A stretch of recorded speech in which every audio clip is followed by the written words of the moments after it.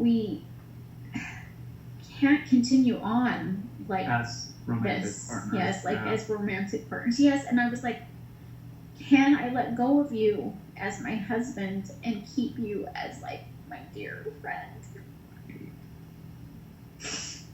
And that was what needed to happen. Totally. For both of us to be able to live healthy, happy lives. And how could we do that without destroying our kids and keeping our family?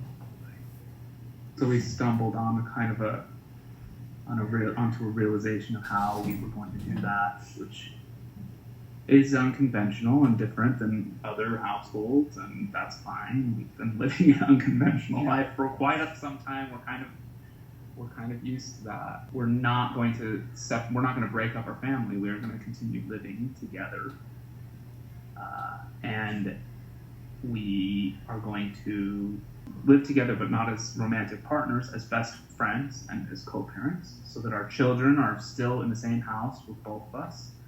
And yet we will also be pursuing partnerships. So, we're going to have to move into a larger space and just opening up the idea of finding our people, our partner. An architect to help us like build design a house which has some common living areas separate. Which is so funny, being that we're Mormon, because like I told another therapist friend, she's like, yeah, like big love. And I'm like, well, kind of. It's kind of like our polygamous ancestors. It's like so much better for me. So seriously, I get to live with three men. Right.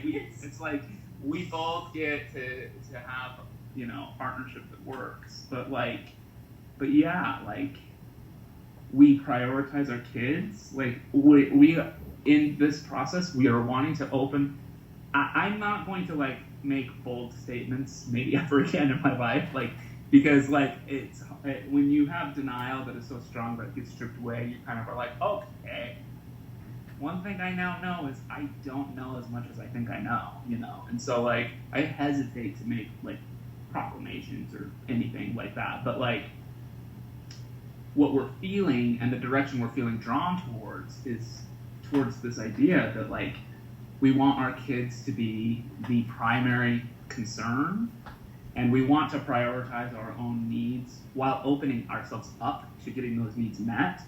Also prioritize them as secondary to our children's needs while they're still in our house. Just because that's kind of what we signed up for. And we want to make sure that they have as much continuity and as much love and just good stuff as possible. And so I'm sure people are looking at us being like, yeah, right. You guys are so crazy. Who cares? I know, but we've always been crazy to everyone that's looked at us anyways. True. And we're still on the journey, and we're getting there, people. I know. It's kind of like, I today was realizing, I was like, I really do have to just accept that people are not going to understand what I'm doing. No one is going to understand what is happening. Probably